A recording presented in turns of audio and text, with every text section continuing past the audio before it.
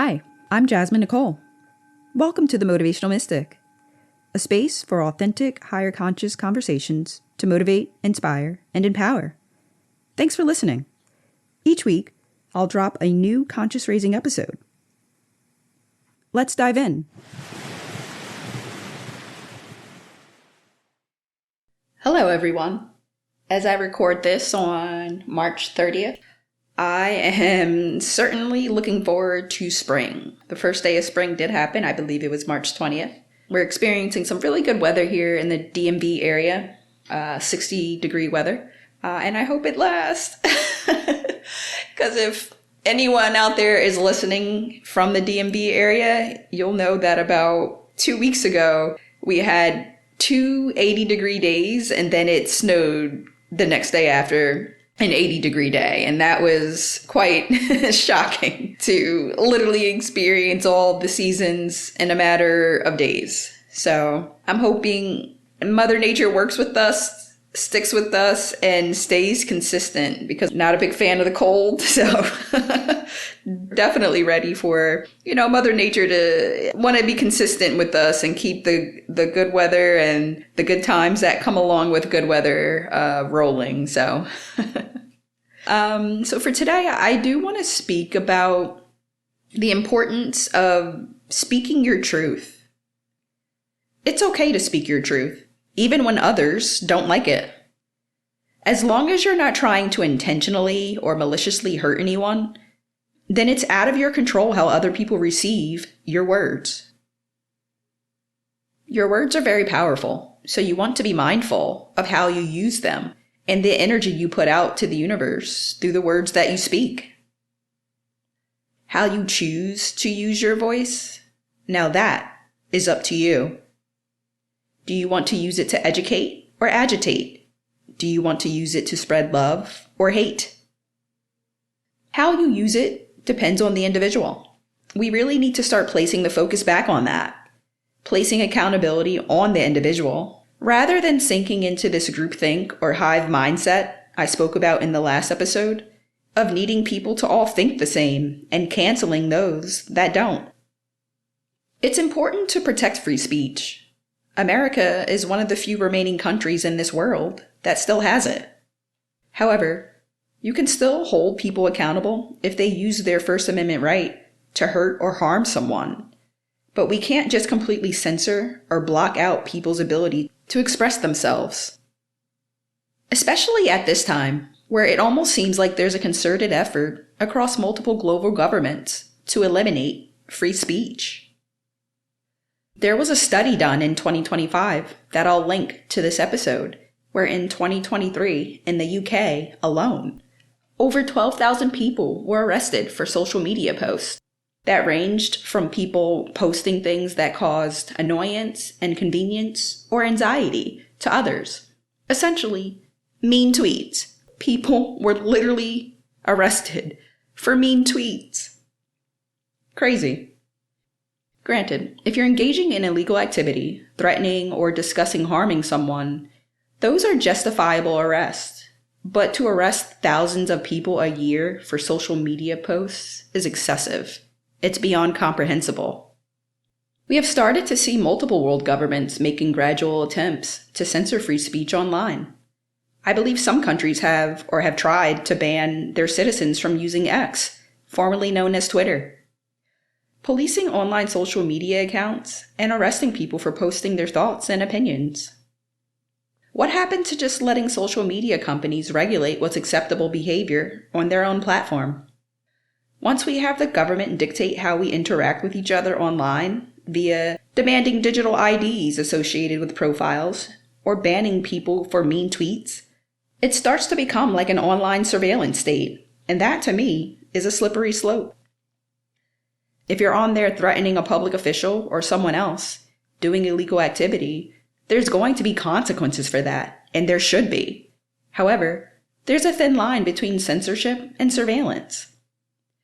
We've even seen a crackdown on free speech in America that was happening on college campuses in 2025. The previous administration was big on social media censorship, which we saw play out in the first half of this decade. and had multiple social media CEOs speak out about the pressure they were facing to censor and regulate speech online.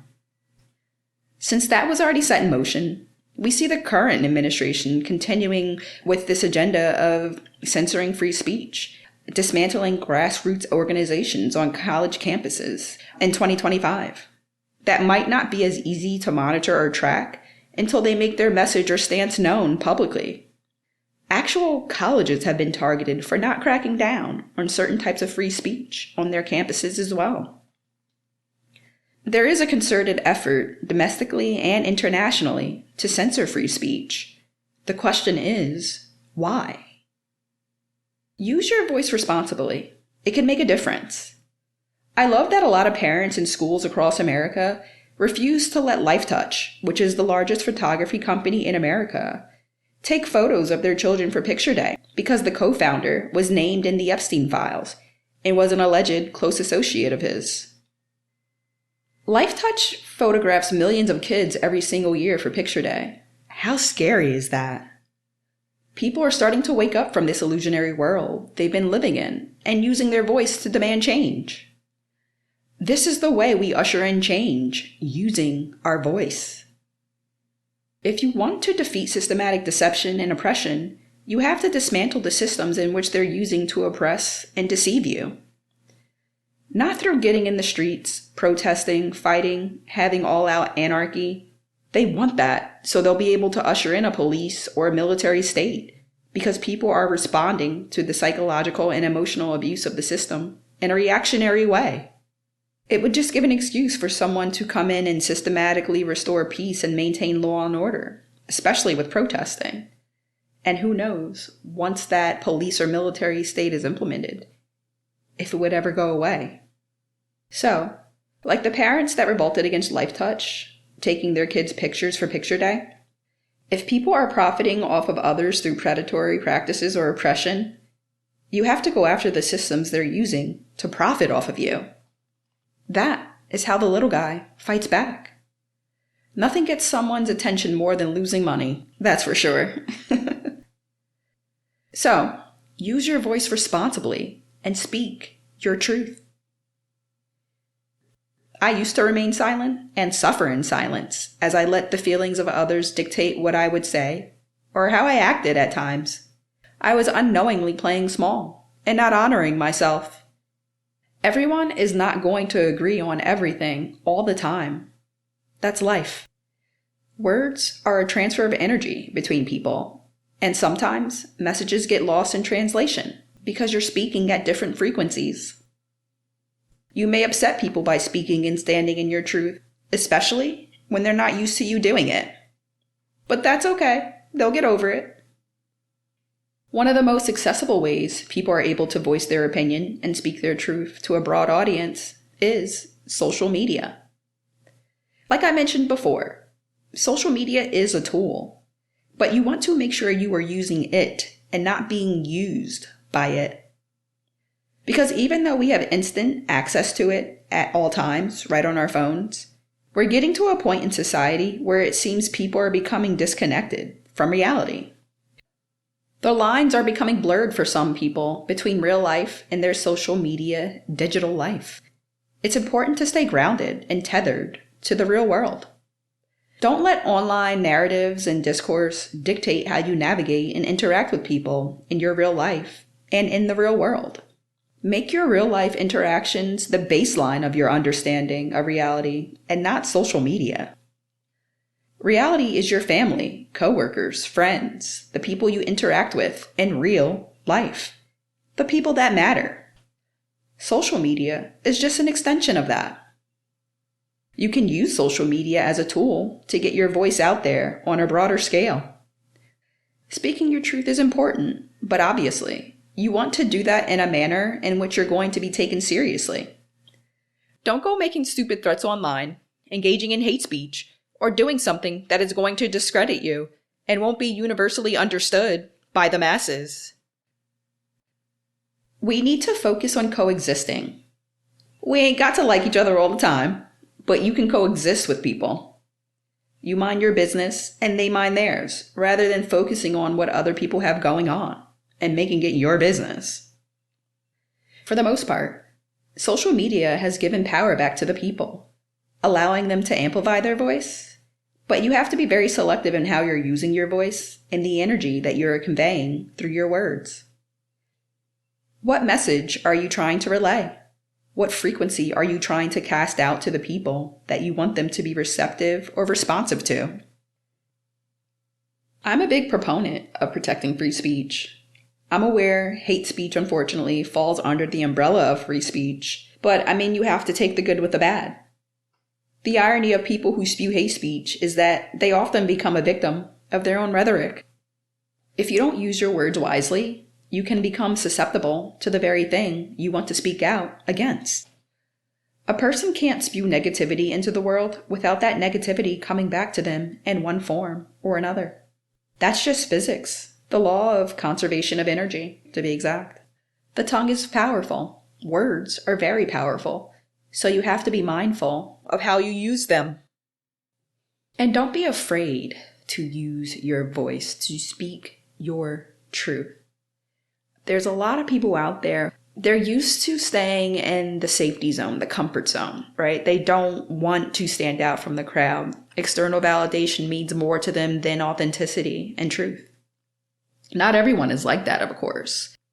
But if you are a person who, uses your voice, you speak your truth, you look to make change in this world.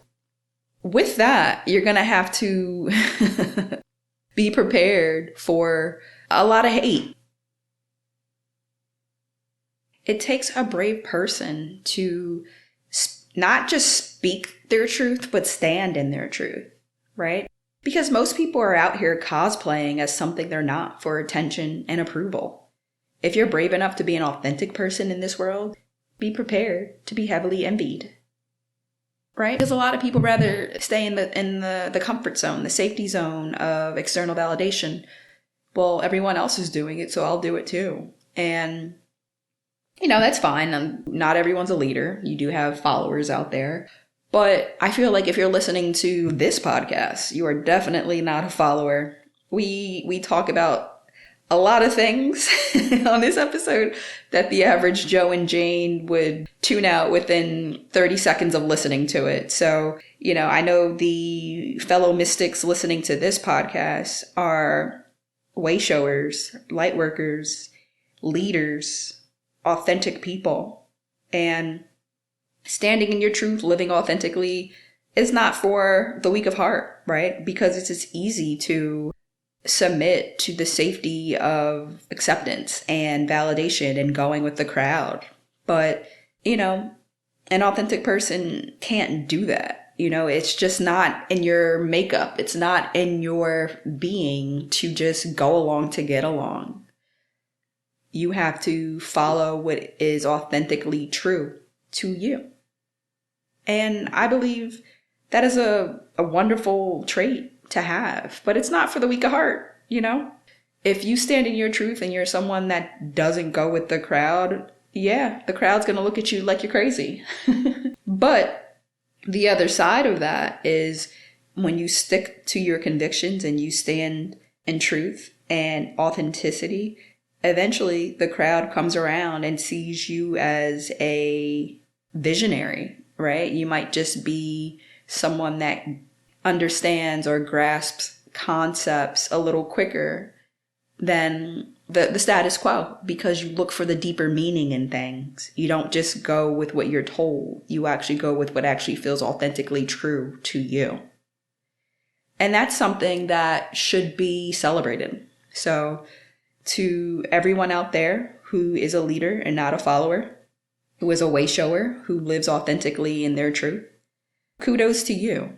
And that's not celebrated or acknowledged enough. Being an authentic person, being a person that stands in their truth, speaks their truth, and doesn't apologize for it. That's something to be celebrated. So, kudos and congrats to everyone fully embodying their authentic, divine essence. So if you are a way shower, a light worker, a visionary, a leader, If you were someone that's never fit in, it was probably intentional, right? You were born to stand out. You were born to not be a follower because you will lead by example. And sometimes it takes a lot of people who might kind of fall into the minion mindset of being a follower to really recognize that, oh, there is a different path. Oh, there is a different way. Or, this person does things a bit differently. I don't know why, but I'm intrigued by it. You lead and live by example. And those people that stick out and who were born to stand out, it's for a reason.